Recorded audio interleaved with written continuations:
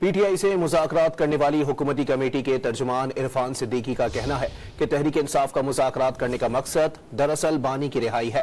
Programme in focus में बात करते हुए उन्होंने बताया कि पीटीआई ने मुज़ाकरात के दौरान अपने असीर रहनुमाओं का नाम लेकर उनकी रिहाई के लिए हुकूमत को सहूलतकारी का कहा है।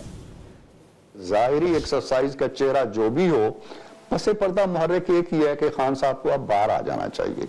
ये बार बार उन्होंने ऐलान भी किया, तो उन्होंने अंदर भी ये बात कही। उन्होंने खान साहब का नाम लिया, शाह महमूद कुरैशी का नाम लिया, यास्मीन राशिद का नाम लिया, एजाज चौधरी का नाम लिया, महमूद रशीद का नाम लिया, सरफराज चीमा का नाम लिया।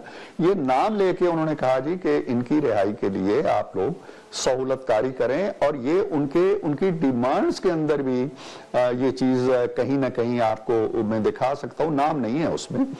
ये मैं बिल्कुल दयानत से कहना चाहता हूं कि उन्होंने कभी ये नहीं कहा जी कि वजीर आजम कोई एग्जीक्यूटिव ऑर्डर जारी करके उन्हें छोड़ दें। वो यही कहते थे कि सहूलत दें और अदालती अमल के जरिए या किसी भी अमल के जरिए उनकी रिहाई को मुमकिन बनाएं।